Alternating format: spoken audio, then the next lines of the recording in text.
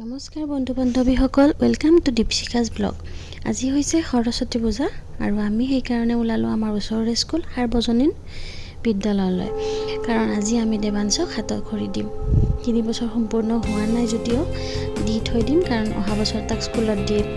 আৰু গৈ আমি অঞ্জলি ল'লোঁ। অঞ্জলি লৈ আমি লগতে দেৱাংশে আমাৰ লগত সেৱা কৰিলে।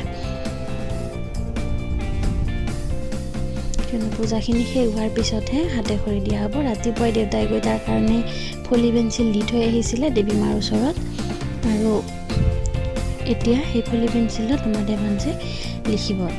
আমাৰ মানে এইটো নিয়ম আছে যে এনেকৈ সৰস্বতী পূজাৰ দিনাখন দিয়াৰ পিছত মানে স্কুলীয়া জীৱন আকৌ আৰম্ভ কৰিব পাৰে। সেইকাৰণে আমি আজি দিলোঁ।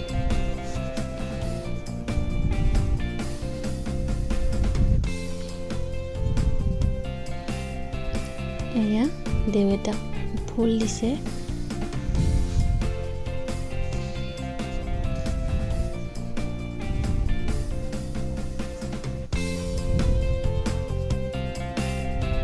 এতিয়া তাৰ ফলি পেঞ্চিলটো উলিয়াই আনিছে। দেৱাংশে তাকে দেখি ভাল পাইছে। ৰাতিপুৱাৰ পৰাই তাক আমি কৈ আছোঁ যে আমি আজি তোমাৰ স্কুললৈ যাম, কাৰণ সি মানে যাব খোজে, স্কুললৈ যাব খোজে। এতিয়া এয়া দেউৰ কোলাত ধুনীয়াকৈ বহি লৈছে, অকণো কান্দা নাই। আমি ভাবিছিলোঁ যে যাবনে নাযায় কোলাত। ধুনীয়াকৈ গৈছে, পেঞ্চিল ধৰি লৈছে। এতিয়া লিখিব।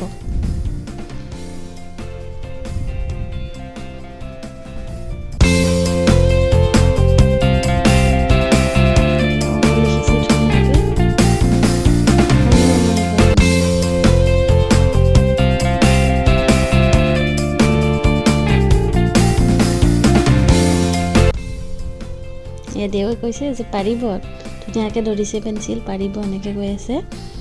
তাৰ এনেও মানে ঘৰতে কালাৰ কৰি থাকে, আগৰ পৰা ধৰিছে পেন ধুনীয়াকৈ। কিন্তু এইটো নিয়ম কাৰণে আমি চিলত পেঞ্চিল তাক দিয়া নাছিলোঁ।